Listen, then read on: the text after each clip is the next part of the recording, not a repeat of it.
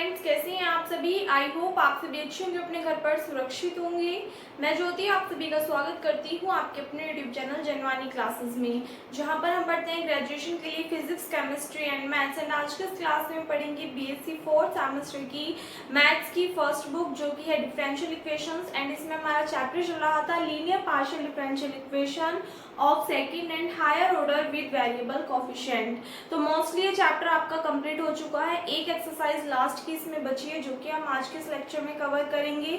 और जितनी भी एक्सरसाइज इससे पहले हमने इस वाले चैप्टर में की है, वो इतनी डिफिकल्ट नहीं थी जितनी ये वाली है। मतलब ज़्यादा टफ नहीं है, बट उनकी कंपैरिजन में थोड़ी सी डिफरेंट है, थोड़ी सी अलग है। आपको इसके लिए ज़्यादा फॉर्मूले वगैरह याद रखने होंगे माइंड में, अलग टाइप के। जो हमने अभी इससे पहले क्वेश्चन किए थे उनमें जैसे कि हम CF/PI निकालते थे, तो सभी में क्या होता, मोस्टली एक ही मेथड से हम CF निकालते थे।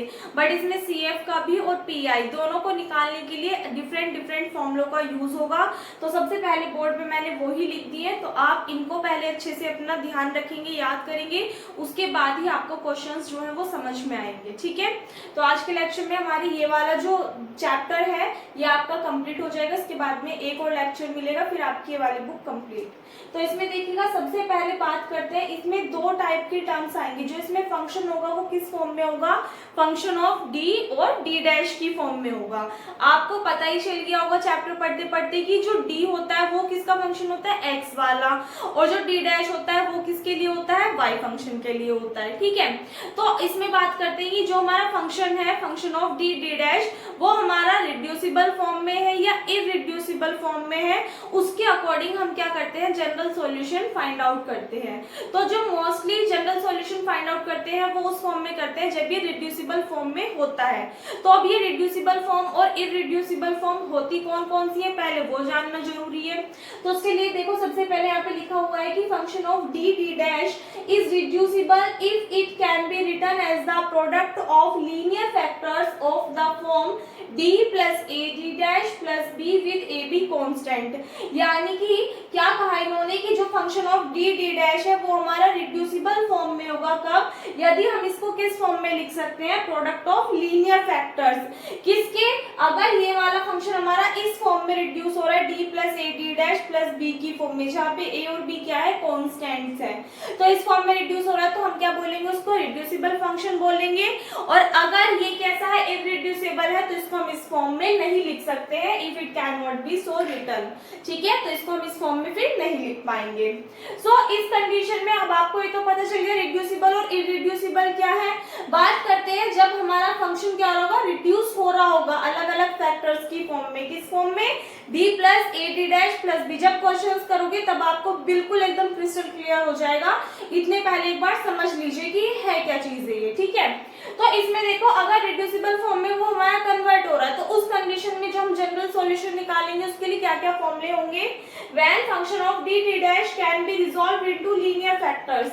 अगर ये किस में रिजॉल्व हो रहा है, लीनियर फैक्टर्स में रिजॉल्व हो रहा है, तो उस कंडीशन में जो जनरल सॉल्यूशन होगा वो क्या होगा, z is equals to e to the power k1x phi1 y plus m1x plus e to the power k2x phi2 y plus m2x plus dot dot. अब ये समझना ये टर्म है क्या क्या। देखिए, कोई भी फंक्शन है हमारा, वो रिड्यूस किस फॉर्म में हो रहा है, d plus a D dash plus b की फॉर्म में। तो इस बात को ध्यान से समझना, यहाँ पे जो फंक्शन होगा वो हमारा इस फॉर्म में होगा, d प्लस ए की जगह पे हमारा m1 की वैल्यू होती है ये, और इंटू डी डैश और प्लस के, ये हमारा फंक्शन होता है। ठीक है, कोई भी अगर हमारा फंक्शन है डी डी डैश का, उसके हमारे फैक्टर्स बन रहे हैं। मान लिया एक फैक्टर ये बन गया, इसमें k1 की वैल्यू है, और एक और फैक्टर बन रहा है d plus m2 D dash plus k2। इस टाइप से हमारे क्या बन रहे हैं, दो फंक्शंस बन रहे हैं। हमें क्या निकालना है, इसके लिए CF निकालना होगा। तो CF की वैल्यू क्या होगी बच्चा, इसमें यहाँ से देखिएगा, डी डैश का कोफिशिएंट क्या है, m1 है, और जो हमारा कांस्टेंट कोफिशिएंट होगा वो क्या होगा, k1 होगा, फर्स्ट वाले फैक्टर के लिए। सेम सेकंड वाले के लिए m2, और कांस्टेंट टर्म है हमारी k2। तो जब हमारा जनरल सॉल्यूशन आएगा तो ये k1 क्या है, जो हमारी फर्स्ट फैक्टर में कांस्टेंट टर्म होगी, तो ये तो क्या है, k1 की वैल्यू होगी। x हमारा एज इट इज रहेगा, phi1 as it is, y plus as it is, m1 की वैल्यू क्या होगी, जो फर्स्ट वाले फैक्टर में d डैश का कोफिशिएंट होगा वो m1 की वैल्यू होगी। ठीक है, एक कंप्लीट यहाँ पे plus e to the x, k2 क्या है, जो अलग फैक्टर है उसमें जो कांस्टेंट टर्म है वो आ जाएगी, और m2 क्या है, जो d डैश का कोफिशिएंट होगा वो। तो इसका मतलब क्या है कि अगर function of d dash resolve होकर के इस फॉर्म में आ रहा है तो हम जो जनरल सॉल्यूशन निकालेंगे वो क्या होगा, हमारा इसके इक्वल होगा। ठीक है, आपको वैल्यूज किसकी पुट करनी है, k1 की, m1 की, k2 की और m2 की, so on as it is. अगर इससे ज्यादा नंबर ऑफ फैक्टर्स आपके निकलेंगे तो आप इनको इंक्रीज करते जाओगे। ठीक है, उसके बाद में बात करते हैं, ये तो मान लिया किस कंडीशन में आया, जब ये दोनों कैसे बचे, डिफरेंट है, अलग अलग है। बट कई बार ऐसा भी तो होता है होल स्क्वायर बन जाता है, यानी कि अगर यहाँ पे हमारा दोनों टर्म्स ये सेम सेम आ जाए, यहाँ पे भी m1 k1 आ जाए, यानी कि दोनों फैक्टर्स सेम सेम आ जाए, तो हमारा क्या बन जाता है, वो होल स्क्वायर बन जाता है। तो वही चीज यहाँ पे लिखी हुई है कि when this term occurs twice in f d d dash then the CF is, यानी कि अगर हमारे पास में ये वाली जो टर्म है ये किस फॉर्म में आ जाए, ट्वाइस फॉर्म में। ट्वाइस मतलब आप इसको स्क्वायर भी बोल सकते हो, ट्वाइस का मतलब होता है दो बार आनी, सेम टर्म दो बार आनी। तो उस कंडीशन में जो CF निकलेगा वो किस फॉर्मूले के द्वारा निकलेगा, e to the power kx x into phi 1 y plus mx plus phi 2 y plus mx। अब m की जो वैल्यू होगी वो तो सेम ही होगी क्योंकि m तो एक ही है, और k की वैल्यू भी क्या होगी, हमारे पास में एक ही होगी। ठीक है, कंपैरिजन करोगे दिस टर्म से। तो ये कब है, जब डिफरेंट डिफरेंट आ रहे हो दोनों फैक्टर्स, तो ये वाला फॉर्मूला, जब सेम आ रहे हो तो उस कंडीशन में इस वाले फॉर्मूले का यूज करोगे आप। ठीक है, इसके बाद में ये तो बात हो गई किसकी, CF निकालने की, जनरल सॉल्यूशन निकालने के लिए। कब, जब रिड्यूसिबल फॉर्म में होगा। दी अगर रिड्यूसिबल फॉर्म में नहीं आ रहा है, यानी कि जो फैक्टर्स है वो हमारे इस फॉर्म में नहीं बन रहे, d plus A T dash plus D की फॉर्म में नहीं बन रहे, तो क्या होगा, तो फिर अलग मेथड से सॉल्व करेंगे, वो इसमें बताना नहीं है, वो वहां पे डायरेक्ट करेंगे। तो क्वेश्चन जैसा भी बनेगा तो मैं आपको क्वेश्चन में वो चीज डायरेक्ट बता दूंगी। ठीक है, आपको सिर्फ इनके लिए ये वाले फॉर्मूले याद रखने हैं। इसके बाद में बात करते हैं इसमें पीआई। पीआई क्या होता है, पर्टिकुलर इंटीग्रल निकालना। तो पर्टिकुलर इंटीग्रल निकालने के लिए इसमें चार फॉर्मूले हैं जिनको आपको याद रखना है। फर्स्ट फॉर्मूला क्या है, फर्स्ट केस आप कह सकते हो कि अगर टर्म है 1 upon function of D D dash और इनटू में e to the power ax plus by, अगर ये वाली ऐसी फॉर्म बन रही है तो उसको जब आप सॉल्व करोगे यानी पीआई निकालोगे, ये टर्म आ गई तो ये किसके इक्वल आएगी, क्या लिखोगे आप, इसको लिख सकते हो 1 upon function of a b क्या है, जो x का कोफिशिएंट है उसको आप d के प्लेस पे रखोगे, जो y का कोफिशिएंट है उसको आप d डैश के प्लेस पे रख दोगे और आपका आंसर आ जाएगा। लेकिन कंडीशन क्या है कि function of a b does not equals to 0 होना चाहिए, यानी कि जब आप d के प्लेस पे x का कोफिशिएंट और d डैश के प्लेस पे y का कोफिशिएंट पुट करोगे तो उस कंडीशन में जो डिनोमिनेटर है, जो हर है, वो 0 नहीं होना चाहिए। ठीक है, इसके बाद में सेकंड केस है value of 1 upon function of d d dash sin ax plus by is obtained by putting. देखिए, अगर फंक्शन इस फॉर्म में है e to the power ax plus by की फॉर्म में, तो इस फॉर्म में सॉल्व कर लोगे। लेकिन अगर पर्टिकुलर इंटीग्रल आप निकाल रहे हो, टर्म बन रही है 1 अपॉन में function of d d dash, जो भी फंक्शन है वो, और इनटू में है sin ax प्लस by, या फिर इसके प्लेस पे cos ax प्लस by भी हो सकता है, दोनों के लिए है ये सेकंड वाला केस। ठीक है, कंफ्यूज मत होना।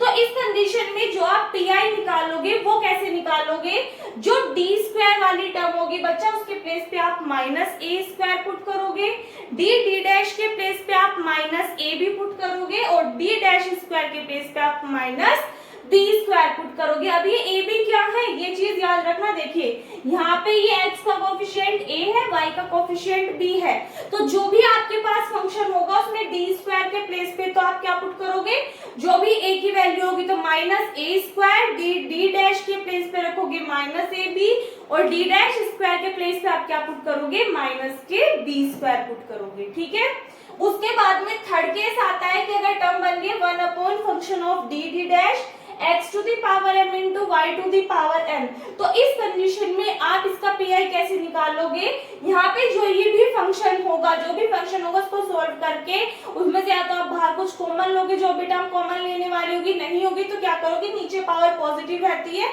तो ऊपर लेके जाओगे तो कैसी हो जाएगी, माइनस में। भाई कोई भी फंक्शन लिखा हुआ है अगर पावर नीचे प्लस की है, +1 है, ऊपर जाएगी तो -1 हो जाएगी। तो दिस टर्म की पावर -1 और ये टर्म हमारी एज इट इज रहेंगी, इनको आप सोल्व कर दोगे। इस टाइप के क्वेश्चंस पहले भी हमने किए हुए हैं, जब करेंगे और अच्छे से क्लियर हो जाएगा। और लास्ट केस है कि 1 function of dt dash into e to the power ax plus by, और इनटू में v भी है। v क्या है, कोई भी अनदर फंक्शन भी दे दिया तो उस कंडीशन में पहले आप e to the power ax plus by को आगे लिखोगे, फिर 1 function of d plus a, function में x का जो भी कोफिशिएंट होगा, a होगा, हम यहाँ पे मान के चले x कोफिशिएंट a है, क्वेश्चन में जो भी गिवन होगा उसके अकॉर्डिंग आपको देख लेना है। तो d में तो a ऐड करोगे और d डैश में b, क्यों, क्योंकि d फंक्शन है किसका, जो x होगा, और d डैश क्या है, y वाले का, तो जो x कोफिशिएंट होगा उसको ऐड कर दोगे d में, और जो y का कोफिशिएंट होगा उसको ऐड कर दोगे आप किसमें, d डैश में, और इनटू में v एज इट इज। बाद में इसको सॉल्व करोगे तो पीआई निकल करके आ जाएगा, ठीक है। तो पीआई के लिए आपको ये चारों केस याद रखने हैं। पहला क्या है, e to the power ax plus by अगर इनटू में हो तो this term, sin ax plus by के लिए आपको ये वाली वैल्यूज पुट करनी है। अगर ये वाली फॉर्म बननी है x to the power m y to the power n वाली, तो इस कंडीशन में टर्म को ऊपर लेके जाओगे माइनस पावर की फॉर्म में, देन सॉल्व करोगे, और अगर इनटू में v आ रहा है तो ये प्लस वाली टर्म्स आएंगी, ठीक है। रिड्यूसिबल फॉर्म के लिए ये दोनों फॉर्मूले आपको याद रखने हैं। इसके बाद में क्वेश्चंस करते हैं, पहले इतना नोट कर लीजिए। सो देखिएगा इसमें एक्सरसाइज 5th जो है वो हम स्टार्ट कर रहे हैं। तो इस वाली एक्सरसाइज में आपको ज्यादा क्वेश्चंस नहीं करने, 3 से 4 क्वेश्चंस ही हैं जो मैं आपको यहाँ पे कराऊंगी। बाकी के जो भी क्वेश्चंस हैं पीडीएफ इस कंप्लीट बुक की आपको मैंने टेलीग्राम पे आज प्रोवाइड करा दी है, तो वहां से आप लोग देख सकते हो। बाकी के क्वेश्चंस प्रैक्टिस के लिए एक्सरसाइज की आप करना चाहते हैं तो कर सकते हैं। इसमें जो मोस्ट इंपॉर्टेंट क्वेश्चन है इस एक्सरसाइज के वो कुल मिला करके आपके ऐसे ही है 7 से 8 क्वेश्चन, जिनमें से कि 3 से 4 आपके एग्जाम्पल्स हैं और 3 से 4 आपके एक्सरसाइज के क्वेश्चन हैं। तो एक्सरसाइज के क्वेश्चन तो मैं आपको बोर्ड पे करा रही हूँ, एग्जांपल्स एक बार बुक से ही समझा दूंगी, ठीक है। तो सबसे पहले फर्स्ट क्वेश्चन लिखा हुआ है, solve t plus s plus q is equals to 0। तो जब ये चैप्टर बच्चे स्टार्ट हुआ था तभी मैंने आपको बताया था कि t को क्या कहते हैं, s क्या होता है, q क्या होता है, ठीक है। सो यहाँ से देखिएगा, सबसे पहले बात करते हैं t की। आप लिख सकते हो the given equation can be written as, जो इक्वेशन है इसको हम किस फॉर्म में लिख सकते हैं,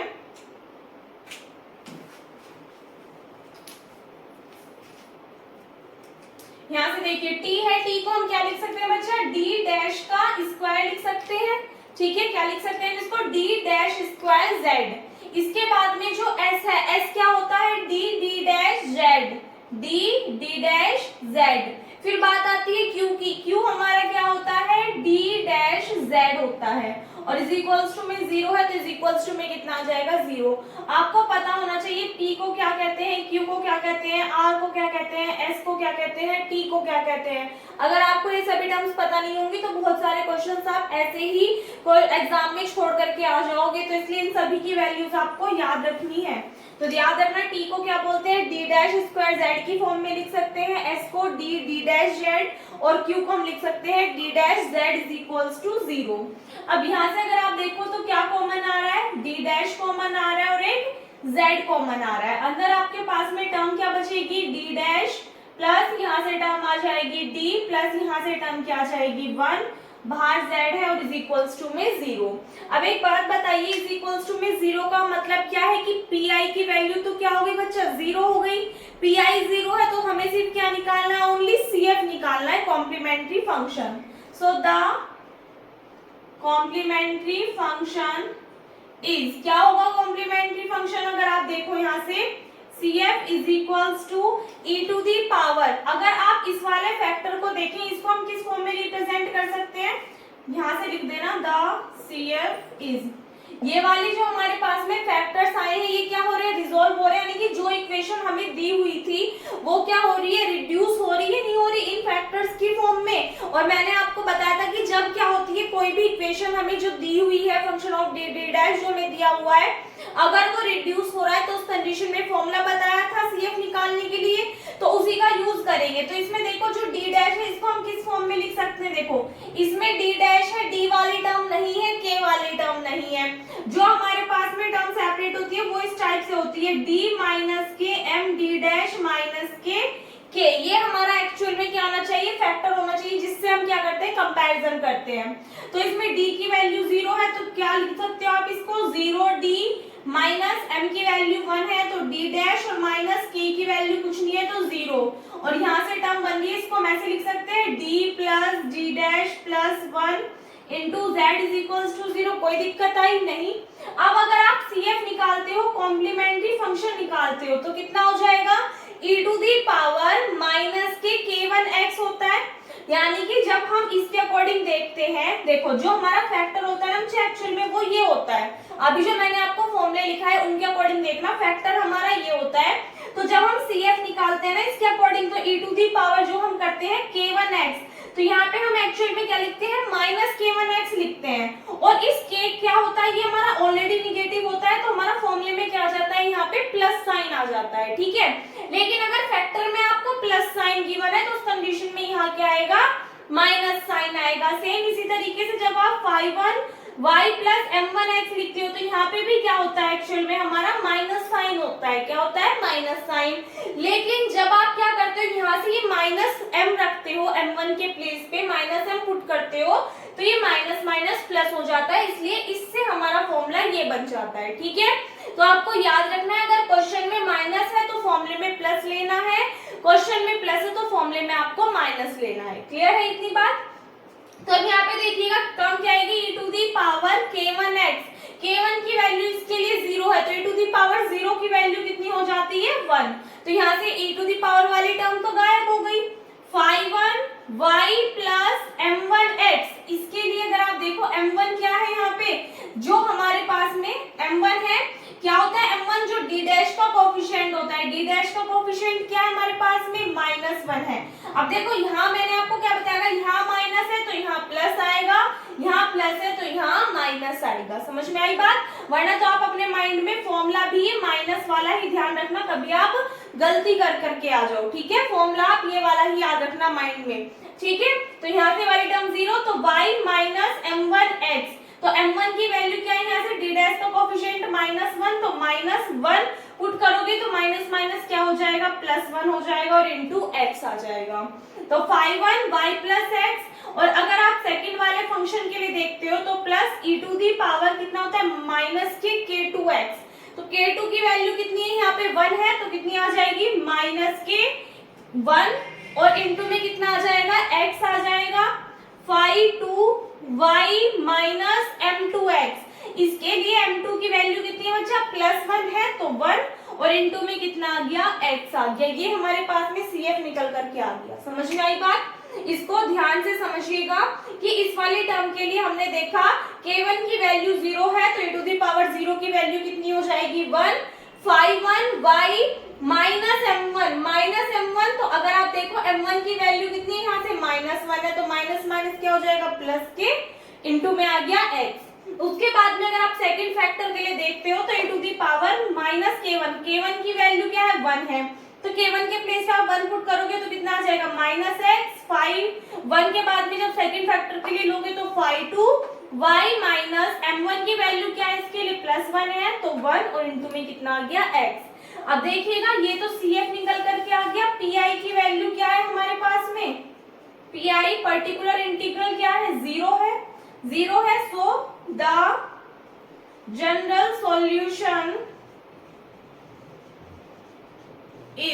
सॉल्यूशन क्या होगा इसके लिए, y जो हमारे पास में फंक्शन है z के लिए ले रहे हैं तो z is equals to CF plus PI, तो z की वैल्यू क्या हो जाएगी, जो हमारे पास में CF वाली टर्म आई है, 5y plus x plus e to the power minus x, 5y minus x, that is our required answer of this question, ठीक है।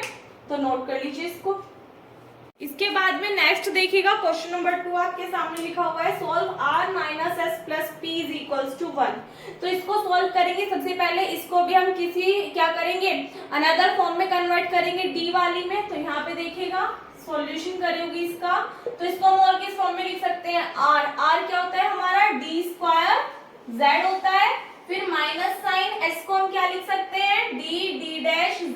सकते हैं प्लस p को इंटू में z प्लस p को हम क्या लिख सकते हैं बच्चा dz लिख सकते हैं और इज इक्वल्स टू में कितना आ जाएगा 1।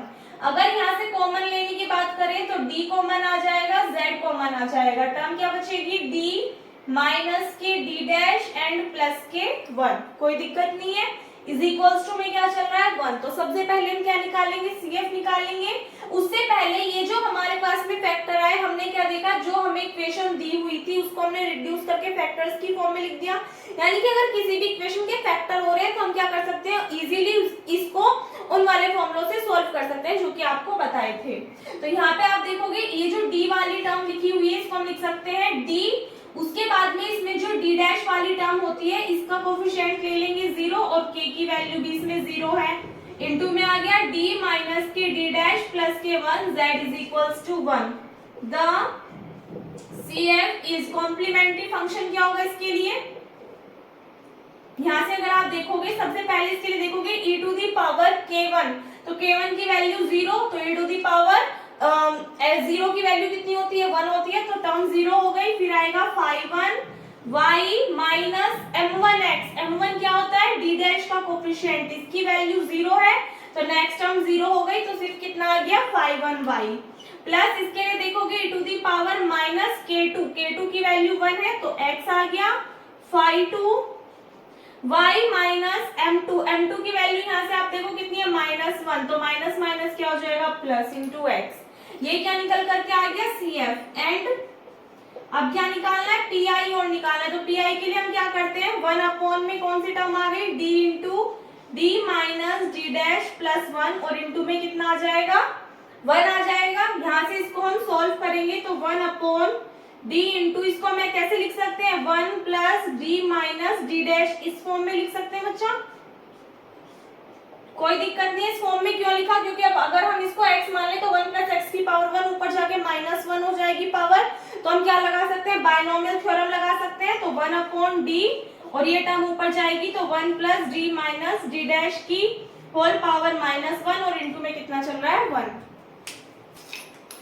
इसके बाद में यहाँ से आगे देखिएगा इधर की साइड, यहाँ पे क्या करोगे 1 plus x to the power -1 है, इसको अगर आप सोल्व करते हो तो आपके पास में टर्म क्या आएगी 1 अपॉन डी, यहाँ से आपके पास में फॉर्मूला ओपन कर दीजिए तो क्या आ जाएगा -1 यहाँ पे आएगा, तो टर्म क्या आ जाएगी 1 माइनस एक्स और x कितना है d minus k d dash, इसके बाद में फिर प्लस साइन, फिर आगे एज इट इज टर्म क्या होंगी इंक्रीज होती चली जाएंगी, और चूंकि लास्ट में 1 है तो इससे आगे हम सोल्व नहीं करेंगे। क्यों, क्योंकि यहाँ पे देखिए d का मतलब क्या होता है डिफरेंशिएशन, वो भी x के रिस्पेक्ट में, और d डैश का मतलब क्या होता है डिफरेंशिएशन y के रिस्पेक्ट में, जबकि हमें कांस्टेंट टर्म मिली है तो कांस्टेंट का डिफरेंशिएशन क्या हो जाता है 0, तो इसका मतलब ये वाले टर्म या इससे आगे जितनी भी टर्म्स आएंगी सभी की वैल्यूज क्या हो जाएगी 0 हो जाएगी, 0 हो जाएगी। तो यहाँ से हम सिर्फ इतना ही सॉल्व करेंगे 1 अपॉन डी, इसमें 1 की मल्टीप्लाई कर लो 1 अपॉन डी का मतलब क्या होता है बच्चा, अगर अपॉन में डी है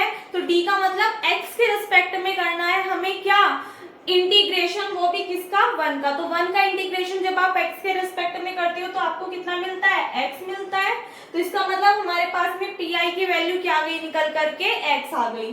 सो द जनरल सॉल्यूशन इस जनरल सॉल्यूशन क्या होगा z is equals to CF plus PI, तो z is equals to CF की वैल्यू क्या आई थी अच्छा आपके पास में 5y plus e to the power -x 5y plus x और PI की वैल्यू आपके पास में आई है x, तो यही क्या हो जाएगा इसमें हमारा करेक्ट आंसर हो जाएगा। ठीक है, तो इसी के साथ में वाला क्वेश्चन आपका कंप्लीट होता है, नोट कर लीजिए।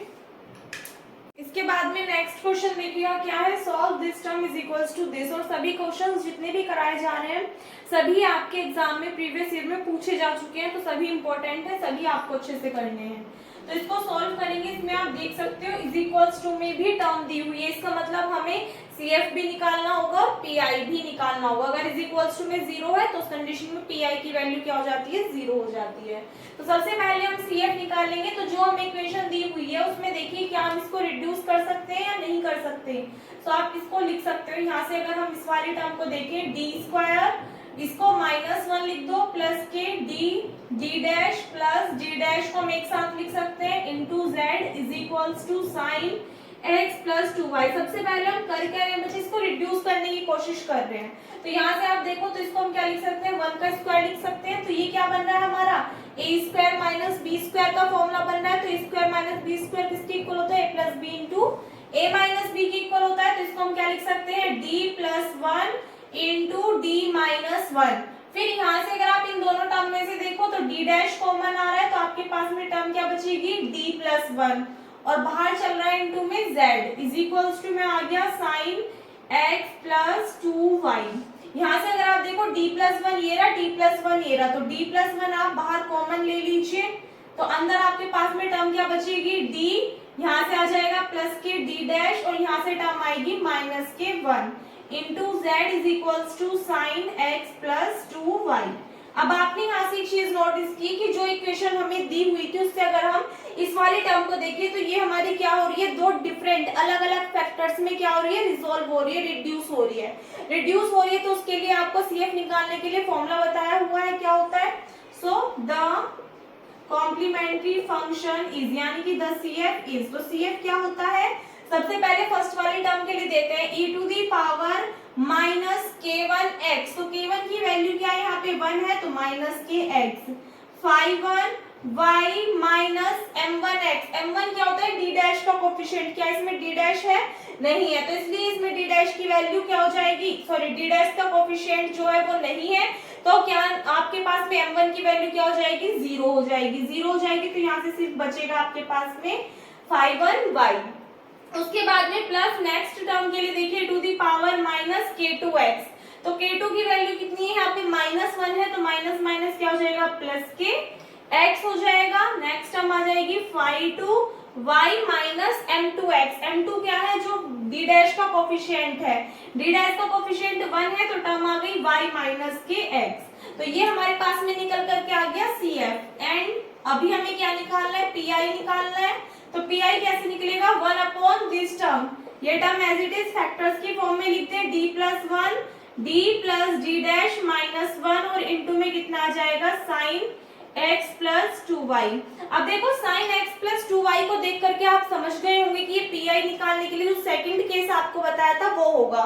तो इसमें तो हमें स्क्वायर चाहिए, टर्म्स का d का भी स्क्वायर चाहिए, d डैश चाहिए और d डैश का स्क्वायर चाहिए। तो हम इसको फैक्टर्स की फॉर्म में ना लिख करके जो हमें इक्वेशन दी हुई थी उसी फॉर्म में लिखेंगे। तो क्या दी थी equation, d square plus d dash plus d dash minus 1, ये टर्म थी हमारे पास में। तो साइन x प्लस 2y के लिए हम क्या करते हैं, d स्क्वायर के प्लेस में हम क्या पुट करते हैं, माइनस a स्क्वायर। अगर आपको याद है d स्क्वायर के प्लेस में पुट करते हैं माइनस a स्क्वायर, और a क्या होता है, x का कोफिशिएंट। तो यहाँ से देखिए x का कोफिशिएंट कितना है, 1, तो a के प्लेस पे आप 1 रखोगे तो कितना आ जाएगा, -1। इसका मतलब d स्क्वायर के प्लेस पे हमें -1 पुट करना है। d डैश के प्लेस पे हम क्या पुट करते थे बच्चा, माइनस के ab। तो माइनस a की वैल्यू क्या है, x का कोफिशिएंट है 1 और b क्या होता है, y का कोफिशिएंट। तो y का कोफिशिएंट कितना है, 2, तो 2 1 जा 2, यानी कि d डैश के प्लेस में हम क्या लिख देंगे, -2। लेकिन d डैश हमारे पास में सिंगल टर्म, अगर स्क्वायर होता तो हम यहाँ पे -b स्क्वायर लिखते, अब d डैश है तो नहीं लिखेंगे। तो ये वैल्यूज पुट कर दीजिए, टर्म हमारी चेंज हो जाएगी किसमें, d स्क्वायर के प्लेस पे आप -1 पुट करोगे, इसके प्लेस पे आप पुट कर दोगे -2, उसके बाद में प्लस के d डैश -1 और इनटू में टर्म चल रही है साइन x प्लस 2y। यहाँ से आप सॉल्व करो, 2 3 एंड 1 4, तो 1 upon d dash -4 into sine x plus 2y, ये टर्म आ गई। अब इसको सिंप्लीफाई कैसे करेंगे, यहाँ से देखिए हम क्या कर देंगे, न्यूमरेटर में भी और डिनोमिनेटर में भी, यानी कि अंश में भी और हर में भी d डैश प्लस 4 से मल्टीप्लाई d डैश प्लस 4 से डिवाइड कर देंगे। क्यों, ताकि नीचे हमारा a square minus b square का क्या बन जाए, फॉर्मूला बन जाए। यहाँ से देखिएगा, और ऊपर भी क्या करोगे, d डैश प्लस 4 से मल्टीप्लाई, और नीचे टर्म दी हुई है d डैश -4, इसमें मल्टीप्लाई कर दोगे आप किससे, d डैश प्लस 4 से, इनटू में चल रहा है साइन x प्लस 2y। अब ये किसका फॉर्मूला बन रहा है, a minus b into a plus b, क्या बन रहा है, a square minus b square का फॉर्मूला। तो जब आप इसको सोल्व करोगे तो टर्म क्या आ जाएगी, d डैश का स्क्वायर प्लस माइनस माइनस 4 4 जा 16, इनटू में टर्म आ गई साइन x प्लस 2y। अब फिर से क्या करोगे, d डैश स्क्वायर है तो इसके प्लेस में हम क्या पुट करते हैं, माइनस के b स्क्वायर पुट करते हैं। d डैश स्क्वायर के प्लेस पे माइनस b स्क्वायर, यही तो बताया था आपको स्टार्टिंग में फॉर्मूलों में। तो यहाँ से देखिए b क्या होता है, जो y का कोफिशिएंट होता है, y का कोफिशिएंट कितना है 2, तो माइनस के 2 2 से कितने हो जाएंगे 4। तो इसके प्लेस पे आप 4 पुट कर दीजिए, वो माइनस 4 पुट करोगे तो कितना आएगा d डैश प्लस 4, तो माइनस 4 माइनस 16, डायरेक्ट लिख रही हूँ यहाँ पे कितना हो जाएगा ये माइनस के 20, और इनटू में टर्म क्या चल रही है साइन x प्लस 2y चल रहा है, कोई दिक्कत नहीं होगी यहाँ तक। अब इस टर्म के अंदर मल्टीप्लाई कर लीजिए, माइनस के 1/20 एज इट इज रहने दीजिए, d डैश इंटू में कितना आ गया साइन x प्लस 2y, उसके बाद में प्लस के 4 sign x plus 2y। Solve कर लीजिए, माइनस के 1/20, डी डैश का मतलब क्या है बच्चा कि y के रेस्पेक्ट में आपको डिफरेंशिएशन करना है, तो कर दीजिए साइन x का करोगे कितना आ जाएगा cos x, तो cos x प्लस 2y, और y के रेस्पेक्ट में कर रहे हैं तो y का कोफिशिएंट है 2, तो ये कहाँ जाएगा मल्टीप्लाई में, प्लस के 4 साइन x प्लस 2y, यहाँ पे भी 2 है यहाँ पे भी 2 है, 2 बाहर कॉमन लेके 2 से 20 कैंसिल आउट हो जाएगा 10 टाइम्स, तो माइनस के 1/10 cos x plus 2y plus 2 sine x plus 2y। ये हमारे पास में किसकी वैल्यू आ गई, pi की, और cf की वैल्यू हमारे पास में ये आ चुकी थी। सो आप क्या लिखोगे, the general solution of the given differential equation is z is equals to CF plus PI, और CF में PI को ऐड करके दिखा दोगे, जो भी टर्म आएगी वो क्या होगा आपका एक्चुअल आंसर आ जाएगा। ठीक है, तो इस टाइप से आपके क्वेश्चंस होंगे। आई होप आपको क्लियर हो गया होगा, एक बार यहाँ तक नोट कर लीजिए। इसके बाद में जो एग्जांपल्स है वो मैं आपको बुक से करा रही हूँ, बुक से समझ लेना, PDF आपको प्रोवाइड करा दिए टेलीग्राम पे, वहां से देख लेना। ठीक है, नोट कर लो। सो देखिएगा, इसके बाद में बात करते हैं एग्जाम्पल नंबर 28 की। इस टाइप का क्वेश्चन मैंने आपको अभी वीडियो में कराया था, बस इसमें क्या दे दिया आपको e to the power y extra include करके दे दिया, और साइन की जगह पे कोस दे दिया, और यहाँ पे साइन में थोड़ा सा चेंज है, बस और कुछ भी नहीं। ठीक है, प्रोसेस वही रहेगा जैसे उस क्वेश्चन में किया था। सबसे पहले इसके जब आप फैक्टर्स करोगे तो ये इस फॉर्म में आपका रिड्यूस हो जाएगा, इंटू में z इज इक्वल्स टू में दिस टर्म। इस वाली टर्म के लिए आप क्या निकालोगे, सबसे पहले CF निकालोगे, तो e to the power k1, तो माइनस k1 आएगा, तो k1 की वैल्यू -1 है, तो माइनस माइनस प्लस के x हो जाएगी 5/1y प्लस m1x। देखिए अब इसमें d डैश वाली टर्म तो है नहीं, इसमें d डैश नहीं है, तो m1 की वैल्यू क्या होगी 0, तो इसका मतलब y प्लस जो m1 वाली टर्म होगी वो 0 हो जाएगी, तो सिर्फ कितना आ जाएगा 5/1y प्लस सेम ऐसे इसके लिए करोगे to the power minus k2x, तो माइनस k2 की वैल्यू कितनी है 1 है, तो माइनस के x आ जाएगा 5/2y माइनस m2 की वैल्यू क्या है -1, और एक माइनस पहले था, तो माइनस माइनस क्या हो जाएगा प्लस के एक्स। ये क्या निकल करके आ गया CF। सेम क्या निकाल लेंगे हम PI। अब देखिए इसमें PI हमें, तो इसमें जो PI निकालना होगा वो हमें दो फॉर्म में निकालना होगा, एक तो cos x प्लस 2y के लिए और एक e to the power y के लिए। तो पहले निकालते हैं cos x प्लस 2y के लिए। तो इसके लिए जब निकालोगे तो अपॉन में टर्म तो ये आएगी, इंटू में cos x प्लस 2y। सबसे पहले क्या करोगे, d के प्लेस पे x का कोफिशिएंट है 1, तो -1 का स्क्वायर पुट करोगे, फिर d के प्लेस पे क्या पुट करोगे, पहले माइनस साइन, फिर a की वैल्यू कितनी है 1, b की वैल्यू कितनी है 2, d dash -1 as it is आ जाएगा। इसको आप सॉल्व करोगे तो ये कितना आएगा प्लस के 2, ये -1 -2, तो प्लस 2 -2 कैंसिल आउट, तो अपॉन में कितना बचा ओनली d डैश, इंटू में आ गया cos x प्लस 2y। तो इसमें क्या करोगे आप d डैश से मल्टीप्लाई कर दोगे, d डैश से डिवाइड करोगे, तो अपॉन में कितना आ जाएगा d dash square into cos x plus 2y। अब d डैश स्क्वायर का मतलब क्या है कि यहाँ पे d डैश स्क्वायर के प्लेस पे हम क्या रखेंगे -b स्क्वायर, तो b की वैल्यू 2 है, तो -2 का स्क्वायर पुट करेंगे into cos x plus 2y, इसकी वैल्यू हो गई 4। इसका मतलब क्या है, d डैश का मतलब कि हमें इस वाली टर्म का डिफरेंशिएशन करना है किसके रिस्पेक्ट में, y के रिस्पेक्ट में। तो cos x प्लस 2y का करोगे कितना आ जाएगा sin x प्लस 2y, और यहाँ से आप देखोगे y का कोफिशिएंट कितना है 2 है, सॉरी माइनस के sin x प्लस 2y आएगा, तो माइनस के sin x प्लस 2y, और y का कोफिशिएंट है 2, तो ये चला जाएगा मल्टीप्लाई में। 2 से 4 कैंसिल आउट, कितने टाइम्स 2 टाइम्स, और माइनस माइनस हो जाएगा प्लस, तो 1/2 sin x प्लस 2y। ये तो हमारे पास में PI निकल करके आ गया, किसके लिए cos x प्लस 2y के लिए। b to the power y के लिए निकालोगे तो 1 अपॉन में this term as it is e to the power Y is equals to, इसको ये फैक्टर्स करोगे तो कितना आएगा D minus one D minus D dash plus one. यहाँ पे हमने फैक्टर्स ऑलरेडी किए हुए हैं, E to the power Y. Factor कैसे करने हैं, जैसे कि अभी आपको इससे पहले क्वेश्चन कराया था बोर्ड पे, उसमें किए थे, ठीक है। अब यहाँ से आगे इधर देखिएगा एक बार, यहाँ से आप देखोगे तो हमारे पास में ये फैक्टर आया, इसको हमें क्या करना है बच्चा, सोल्व करना है। तो सोल्व करने के लिए पहले क्या करोगे आप, ये वाली जो टर्म दी हुई है टू दी पावर वाई, यहाँ से हम देखेंगे कि वाई का कोफिशिएंट कितना है बच्चा, यहाँ से 1 है, और एक्स तो इसमें है ही नहीं क्योंकि हमारे पास में एक्चुअल में टर्म क्या होती है to the power a x plus b y, तो एक्स तो है ही नहीं, तो एक्स नहीं है तो उसका कोफिशिएंट क्या होगा, 0 होगा। अब जब एक्स का कोफिशिएंट 0 होगा तो यहाँ पे डी के प्लेस पे तो कितना पुट करोगे आप, 0 पुट कर दोगे, और -1 एज इट इज रहेगा, तो ये 0 -1 इस टाइप से आ गया, D minus D dash plus 1 as it is e to the power Y.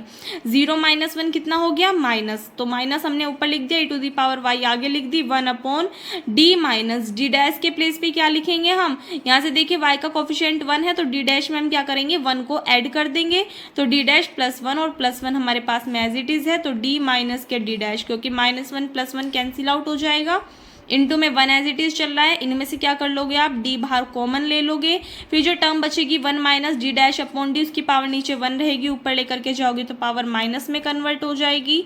यहाँ से आप बायनोमियल थ्योरम खोल दोगे तो आपके पास में टर्म कितनी आ जाएगी, 1 plus k D dash upon D करके टर्म आ जाएगी। तो डी डैश अपॉन डी का मतलब क्या है कि अगर आप वाई के रिस्पेक्ट में क्या करते हो, डिफ्रेंशिएशन करते हो, और 1 कैसी है, कॉन्स्टेंट टर्म, तो कॉन्स्टेंट का डिफ्रेंशिएशन तो 0 हो जाएगा, तो इसका मतलब ये टर्म या इससे आगे वाली टर्म्स का तो कोई वैल्यू नहीं, तो सिर्फ कितना आएगा, minus e to the power y 1 upon D और इनटू में 1।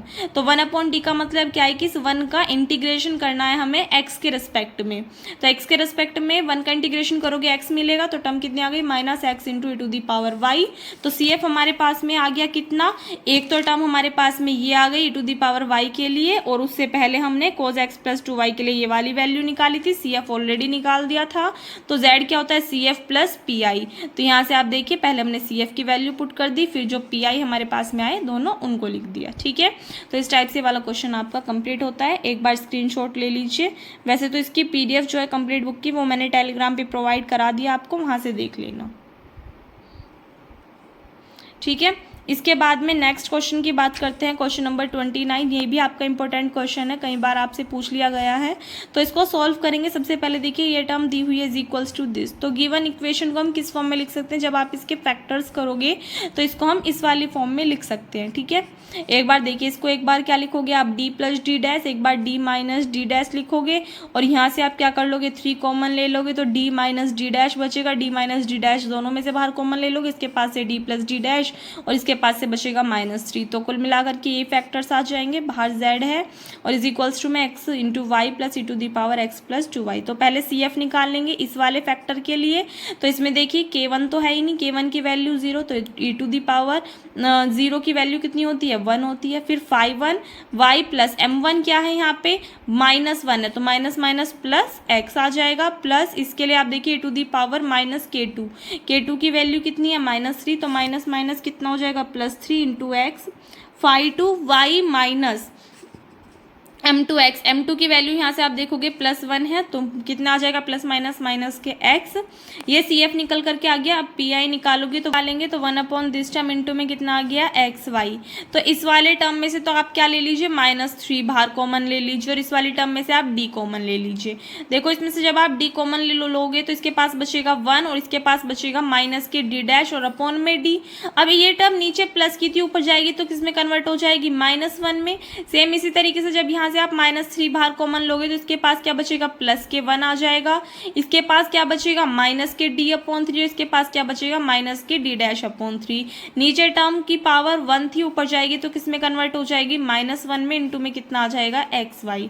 तो दिस टाइम यहाँ पे आप बायनोमियल थ्योरम अप्लाई कर दोगे तो माइनस माइनस प्लस हो जाएगा, डी डैश अपॉन डी। आगे वाली टर्म्स लिखने की नीड नहीं है, सेम इसके लिए करोगे आप, बायनोमियल थ्योरम अप्लाई करोगे, plus k D upon 3 plus k D dash upon 3, फिर आगे same same as it is term increase होती रहेगी और इनटू में कितना आ जाएगा एक्स वाई आ जाएगा। यहाँ से आप इसको सॉल्व करोगे तो 1 प्लस यहाँ से आप देखोगे d/3 d'/3 यानी कि इसकी मल्टीप्लाई पहले इस 1 की मल्टीप्लाई इसमें करोगे, फिर इस d' की मल्टीप्लाई इस टर्म में करोगे। तो 1 की 1 में करोगे 1, फिर d/3, फिर d'/3, इस टाइप से इसकी इसमें कर दोगे तो 2d d'/9 आ जाएगा। सेम d' की 1 में करोगे तो कितना आ जाएगा d' आ जाएगा। फिर इसकी नेक्स्ट टर्म में करोगे तो इस टाइप से आपके पास में सीरीज खुलती जाएगी और इनटू में कितना आ जाएगा एक्स वाई। अब इस एक्स वाई की आप अंदर मल्टीप्लाई करोगे तो एक्स वाई। डी का मतलब क्या है कि इस टर्म का डिफरेंशिएशन एक्स के रिस्पेक्ट में, तो एक्स का रिस्पेक्ट में करोगे डिफरेंशिएशन कितना हो जाएगा 1, तो कितना आ जाएगा सिर्फ वाई और अपॉन में 3 चल रहा है तो y/3। d' का मतलब क्या है कि इस वाले टर्म का डिफरेंशिएशन वाई के रिस्पेक्ट में, तो y के रिस्पेक्ट में करोगे तो y की वैल्यू 1 हो जाएगी, तो इनटू में सिर्फ कितना आएगा आपके पास में x आएगा। तो यहाँ से टर्म कितनी आ जाएगी आप देखोगे 2x/3 आ जाएगी। ठीक है, 2x/3 कैसे आई देखिए, एक टर्म तो यहाँ पे लिखी हुई है d'/3, एक टर्म यहाँ पे लिखी हुई है d'/3, तो दोनों मिला करके कितना हो जाएगा 2d'/3। तो d'/3 को सॉल्व करा तो कितना आया हमारे पास में x/3 आया, तो 2 बार है तो कितना आ जाएगा 2x/3। इस टर्म को फिर आगे वाली टर्म को एज इट इज आप सॉल्व कर लोगे। देखो d'/d इंटू एक्स वाई, इसका मतलब क्या है कि पहले आप डिफ्रेंशिएशन कर दो y के रिस्पेक्ट में, कितना मिला x का आप क्या कर दो इंटीग्रेशन कर दो, तो डायरेक्ट पहले इन्होंने यहाँ पे टर्म ही लिखी हुई है 1/d इंटू एक्स। यहाँ पे सेम टर्म है 2/9 एज इट इज, पहले y के रिस्पेक्ट में डिफ्रेंशिएशन करोगे कितना मिलेगा x, फिर x के रिस्पेक्ट में कर दोगे कितना मिल जाएगा 1, तो टर्म कितनी आ जाएगी 2/9। फिर यहाँ से आगे आप देखोगे तो 1/-3, तो ये हमारे पास में term as it is. 1/d का मतलब क्या है कि अंदर वाली सभी टर्म्स का इंटीग्रेशन करना है x के रिस्पेक्ट में, तो y तो कांस्टेंट है, x का इंटीग्रेशन करोगे कितना आएगा x²/2।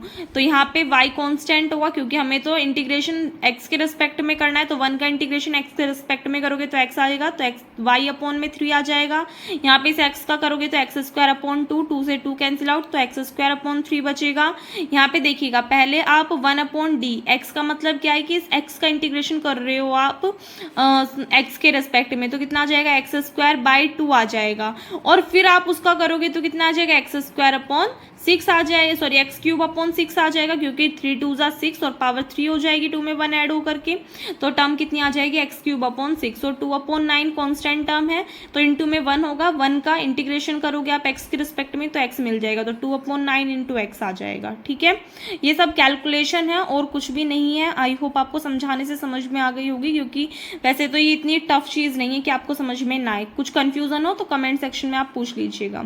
इसके बाद में निकालेंगे पी किसके लिए e⁻x+2y के लिए, दिस टर्म अपॉन में दिस। तो यहाँ से क्या करोगे, सबसे पहले आप जो x का कोफिशिएंट है उसको d के प्लेस पे, जो y का कोफिशिएंट है उसको d' के प्लेस पे रखोगे। तो x का कोफिशिएंट 1 है तो d के प्लेस पे 1, y का कोफिशिएंट है 2 तो d' के प्लेस पे 2 आ गई। दिस टर्म 2 - 1 -1 तो -1 1/d + d' -3 e⁻x+2y। अब यहाँ से हम क्या करेंगे, e⁻−x हमने स्टार्टिंग में लिख लिया, क्यों, क्योंकि यहाँ पे देखिए अगर आप देखते हो तो हमारे पास में x का कोफिशिएंट कितना है 1 है और y का कोफिशिएंट कितना है 2 है। तो यहाँ से आप क्या करोगे, x का कोफिशिएंट जो 1 है उसको d के प्लेस पे पुट कर दीजिए।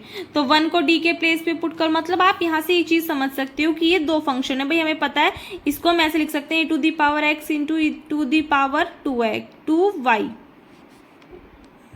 क्या बन रहा है e⁻2y, इस फॉर्म में हम इसको लिख सकते हैं। तो एक बार अगर हम फंक्शन e⁻x लें तो x का कोफिशिएंट 1 है तो d के प्लेस पे आप 1 पुट कर दो, तो 1 और -3 कितना हो जाएगा -2 d' एज इट इज, और e⁻2y यहीं रख दिया। ठीक है, और e⁻x आगे क्योंकि हमने इसके लिए सॉल्व कर दिया।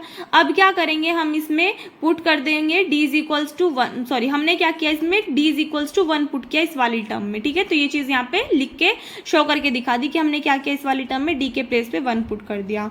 अब यहाँ से आगे देखोगे e⁻2y है तो e⁻2y आगे आ जाएगा, और d' में क्या कर देंगे, हम जो y का कोफिशिएंट है उसको ऐड कर देंगे, तो d' + 2 और -2 इंटू में टर्म क्या बचेगा, यहाँ पे 1 बचेगा, 2 से 2 कैंसिल आउट, 1/d' इंटू 1।